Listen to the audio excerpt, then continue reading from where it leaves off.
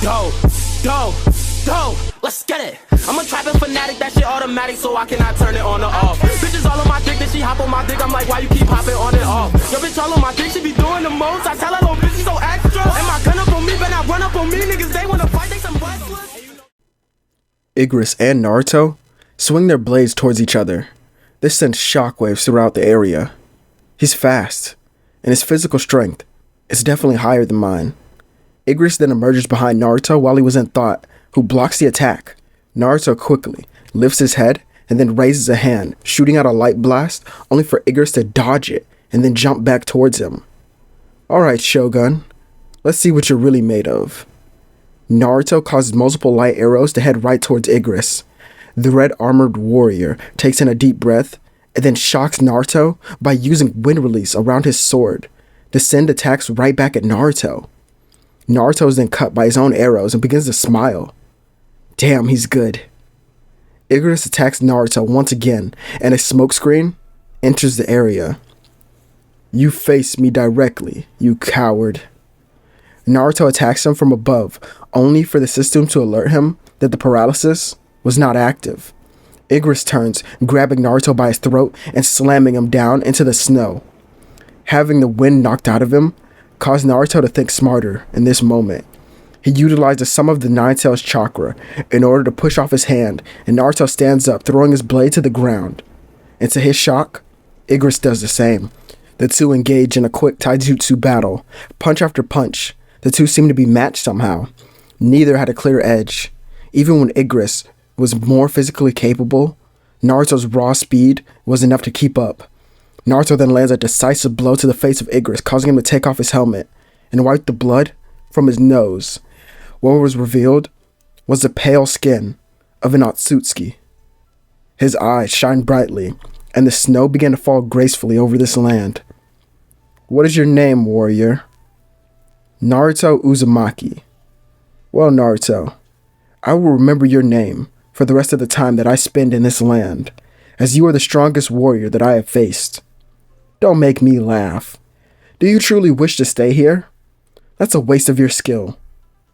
Igris then gives a confused expression, not knowing what Naruto meant. Naruto stared on while Igris spoke. If that is what you truly believe, then show me your resolve. Igris begins to glow while strong winds overtake the area, and he picks up his blade. At the same time, Naruto does that, but his eyes glow yellow, and the two sides begin shining. Wind surrounds the blade of Igris, as light does the same for the blade of Naruto. The two would clash one final time. This will be the deciding factor in the battle, just which one of them will come out the victor. A colossal explosion goes off once their attacks clash in the area, which sends many of the army flying with the buildings. The dust slowly settles, and snow continues to fall on the area, as we see Igris laying against one of the buildings. In his armor was a large slash that left him not breathing at all. And in the opposite direction, we see Naruto laying there with a similar cut on his chest. He coughs out blood and places a hand over his wound as he activates a new skill that was just granted to him in this moment of need. Heavenly healing. This healing was so strong, it basically reversed the damage that was done to his body. Naruto stands and begins to walk over to Igris. Arise. Naruto waits for a second, and it fails. What? I know you heard me. Don't tell me you truly wish to protect this place. Come with me, back to my own village, where you'll have so much more to protect. The people there, they're rough around the edges at first, but they have pure smiles and sometimes really good intentions. But it's even more than that. I wish to protect them as a Hokage, an awesome ninja leader. He's the one who's loved by all, and I wish for that position. I never had a chance to have a family, so I'm going to make that village my own family. Igris, from one warrior to another. Help me protect my future family. Naruto holds out his hand, and his hand begins to glow, as do his eyes once again. Arise.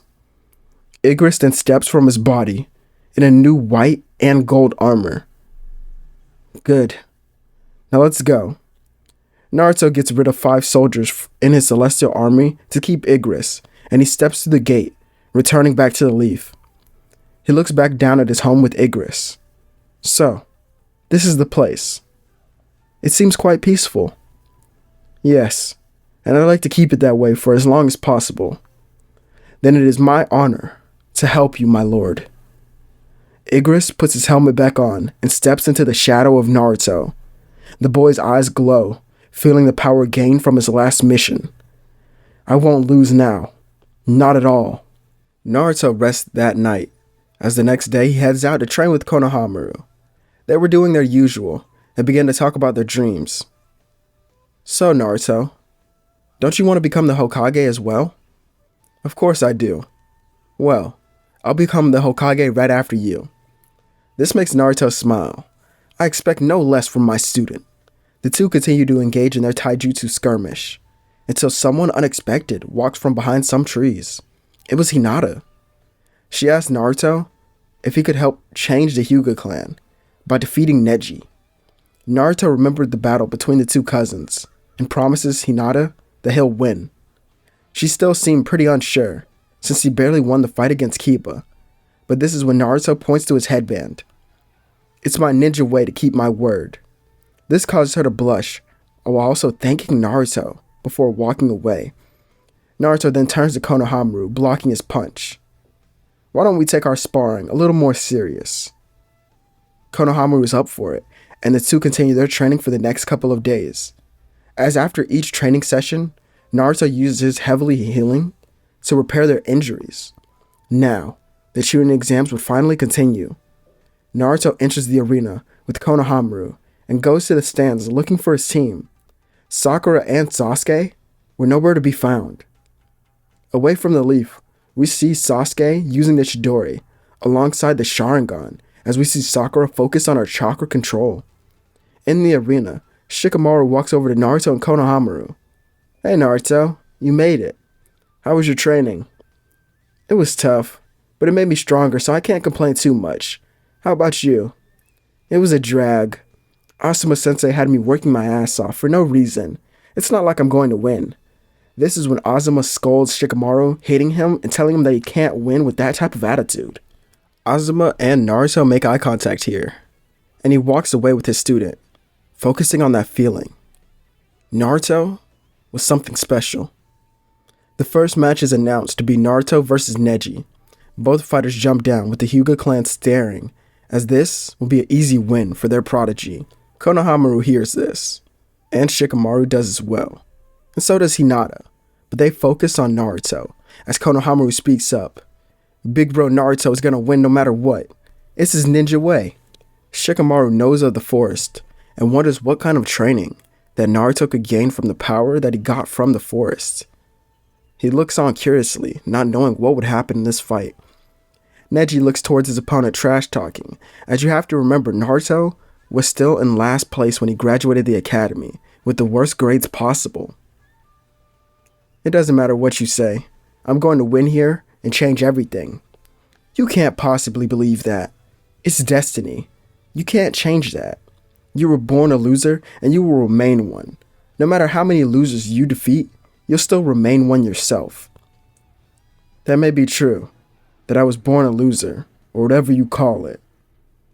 Naruto then vanishes from the eyes of everyone and punches Neji in the side, sending him flying, and after he recovers, Naruto gets even more serious. But I changed my destiny a long time ago. Neji goes to stand, but can feel that his side was heavily injured from just that one attack. The proctor of the match asked if he was okay to go on, and Neji said not to worry, as it was just a lucky shot. Naruto then begins talking to Igris within his shadow. How should I fight him here? You're an honorable warrior, my lord.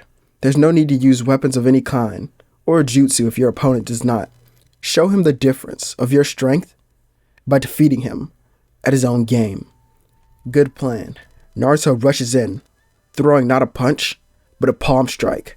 Neji reacts quickly, deflecting it and landing his own. He expected to push Naruto back, but he absorbed the attack as if it was nothing, and Naruto hit Neji in the face, drawing blood from his nose. Neji wipes the blood and looks at it. You dare disgrace the mighty Hyuga? I think that everyone here is forgetting something. Naruto's eyes then shine a bright blue as he closes his fist. The Uzumaki were always stronger than the Hyuga. But if you believe different, show me, Neji. Naruto speeds back into battle, attacking Neji with a rapid barrage of attacks. Neji tries to counter and block, but Naruto is just too fast. This is impossible. I don't even have time to use the 360 palm rotation. Watching on from the stands, Tenten speaks about how it shouldn't be possible at all for Neji to be contested by Naruto, as he should be so much stronger than him. Konohamaru then smirks. Big bro Naruto is the strongest, and he'll become the Hokage no matter what you say. While fighting Neji, Naruto remarks how destiny is real, but it doesn't mean that you can't change it with your own path and your own power. Neji then finally lands a blow, telling Naruto to just shut up already. As he looks at Naruto, he saw the glowing yellow eyes before being swallowed by a bright light.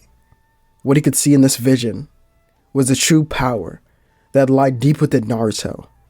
It was almost a vast ocean of power within his body, yet it was so peaceful, and it gave Neji something that he didn't have before. Hope. Naruto finishes the battle with Neji and is declared the winner. Surprisingly, the crowd of villagers actually cheered for the boy that they once hated. Naruto would almost cry in this moment. This is it, Igris. This is where my story will finally make a change. I will walk the path to Hokage with nothing but honor. Naruto walks to his opponent and tells Neji he wants to help out the Hyuga clan. So to show good faith, he heals his injuries. Neji asks why he wanted to help them so bad, as it was not his problem at all. But Naruto states he made a promise to Hinata. Lady Hinata? I should have known. Naruto, tell me something. What is more important when changing one's destiny? Strength or intelligence? Well, in my case, it was strength, as I always have to prove who I am to others. But in your case, intelligence and strategy would be your best weapon to overcome the main family of the Hyuga. Neji and Naruto both enter the stands of the arena and sit down with the rest of the group of Genin. Sakura arrives, telling Naruto that the end of his match was amazing, but she'll do even better. Oh really? Then show me what kind of training you did then. She smirks, jumping into the arena for her match against some red-haired girl. It begins, and Sakura focuses all her chakra into her own eyes. The area around the two then becomes a cherry blossom field. The girl was stunned and confused by this, until she was grabbed by vines and pulled to her knees. Sakura then gained a sinister smile. Cherry blossom blaze. Everything around them goes up in flames, and the girl screams out for help, feeling her skin be melted off slowly. The flames consume her body, inch by inch, torturing the girl. And on the outside, the proctor had to force her out of the genjutsu and end the battle, because if not, the girl would have a heart attack from all the stress. It had only been about 2 minutes on the outside, but for the girl it felt like 15 minutes of just her body constantly burning. Naruto was in disbelief, but it makes sense. Sakura's genjutsu abilities were impressive, especially for her not having a dojutsu at all. She returns to the stand, saying she'll become the Chunin no matter what it takes. Next, the battle between Shikamaru and Temari takes place, and soon after this one was the final match of this round. Sasuke versus Gaara. The Uchiha appears, with his sensei, causing his team to smile. Sakura then turns to Naruto. You better watch him closely, Naruto. He's become even stronger than you thanks to his training. Naruto looks at Sasuke, checking his status with the system to see his current level and strength. It had doubled since the last time that they had talked. Now, Naruto was on the edge of his seat, expecting a lot from his teammate. The battle between the two Genin began as sand came right at Sasuke, who blocks it with a wall of flames. Out from these flames, multiple kunai surrounded in lightning attack Gaara. He blocks but is kicked in his neck. Sand then comes from his container and tries to grab Sasuke, and it actually does, and crushes him. The lightning then surges around the body of Sasuke as he poofs into smoke, as this was just a lightning decoy. This made Gaara scream out and shocked everyone, as Gaara's defense had been broken so easily. Sasuke stands back up, smiling, while looking at Gaara. Don't tell me you're getting scared. I've just got warmed up thanks to those couple of attacks, so try to keep up from here on out. Sand tries to surround Sasuke, but he vanishes, and we see him land a heel kick to the face of Gaara. The Sand Cherokee begins to rage on the battlefield, for only Sasuke to make lightning appear around his hand. He swings it down, and above Gaara, bolts of lightning crash down. The sheer sound from it causes many to cover their ears, and once it stops, Gaara was seen bleeding from his head, and he sees it dripping onto his hand. This causes him to scream out. Feathers fall into the stadium, with many falling asleep. The village walls are then broken into by large snakes, and a battle ensues. The Hokage and all the adult shinobi rush into battle within seconds, without a second thought either. Kakashi then looks to Naruto before he leaves, and the rest of the Genin that were here. He tells them to handle Gaara. They agree, and Naruto says just to leave it to them. As he stands on top of the railing, he looks down to Gaara, as all of them then begin to chase after him, who runs into the forest. Team Kakashi and Team Ozma were the only ones who chased after him, since the others had injuries and they looked after those in the stadiums. Naruto looked to Shikamaru. What's the plan, genius? Well, we have numbers on him, so that's good. And I think we have power thanks to you and Sasuke being here. So let's take him down quick, before he can even do anything. Sakura, you try to catch him off guard with a water jutsu. Once it lands, Sasuke, use a lightning one to stun him. Naruto and Choji, both of you go in for the physical attacks after this. While all this goes on, Ino, see if you can pull Gaara out of his rage from in his mind. Naruto then turns to Shikamaru and makes a clone. This clone will protect you, to make sure you don't take any damage while holding him still for us. I didn't even tell you that part of the plan yet. Yeah, but I kinda figured you would anyway. Thanks, Naruto. The two teams arrive surrounding Gaara, putting their plan into action. Shikamaru jumps down behind Gaara, holding him still. And then, sand is sent his way, although it's waved off by the clone of Naruto, who makes a light barrier around the two of them. Waves of water then rush towards Gaara. He's hit into a tree, causing his rage to ignite even further. Sasuke sends bolts of lightning into the water, making Gaara scream out in pain. This is when he suddenly transforms into the One-Tails. All of them stand and wonder what they need to do in this situation, as could they win? Luckily for them, they don't have to do too much. Out of nowhere, a toad appears, with a white-haired man standing on top of it. Who is that? It shouldn't matter, as long as he's here to fight on our side. Come on guys, let's go help him. Naruto, but how can we? Ino, link us all up. As she does so, Jiraiya was thinking of a strategy when he heard the voice of Naruto in his head. We're going to support you, so just make sure you win. Jiraiya and Gamabunta then leap forward, dodging more sand. Jiraiya sends out multiple flames attacks, causing the One-Tails to try and block. Quickly, lightning strikes down around its body, knocking it off balance, allowing Gamabunta to kick it back.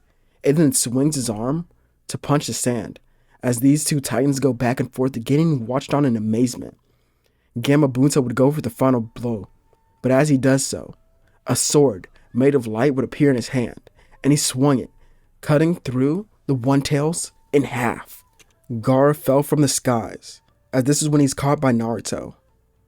When everyone else arrives, they see that Naruto was healing the enemy.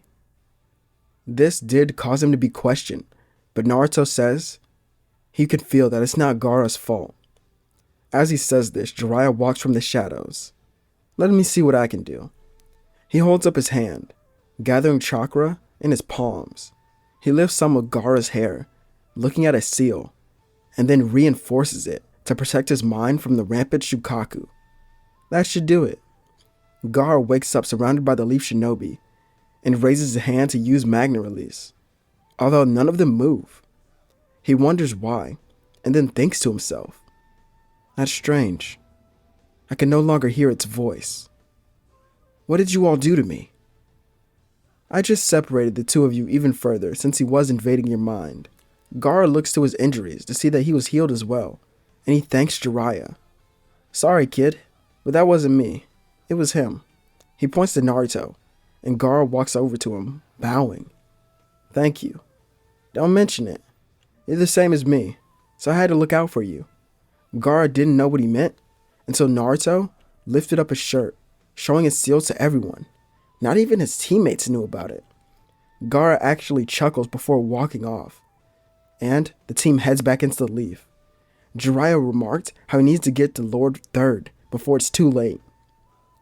"No need to worry that much. I've already given someone that task." We cut to the battle between master and student. Orochimaru had summoned the first and second Hokage that rushed in towards an injured Hiruzen. However, as they got close, a blinding light entered the area as a samurai in white and gold armor appeared, blocking the attacks. Igris moves at incredible speeds, cutting through the water and wood release with his wind blade. This one slash was so potent that it reached Orochimaru and blood gushed out from his chest. Igris then turns to Hiruzen. He held out his cape, and out from it stepped Naruto and Jiraiya. Pretty cool, right? Hiruzen wanted to question this, but he couldn't. Naruto then looked to Igris. "There's a barrier around us." The samurai nods and jumps away. Naruto then looks to Hiruzen, holding out his hand. He's using his divine healing. After this, Naruto uses 100 shadow clones to help finish the battle within the Leaf Village. As quickly, because of his actions, the Konoha Crush comes to an end. Days begin to pass, and a funeral is held for those they have lost. Naruto was watching Konohamaru train with some of his celestial soldiers when Jiraiya would approach him. "Come with me." "Why should I?" "So we can go find the next Hokage."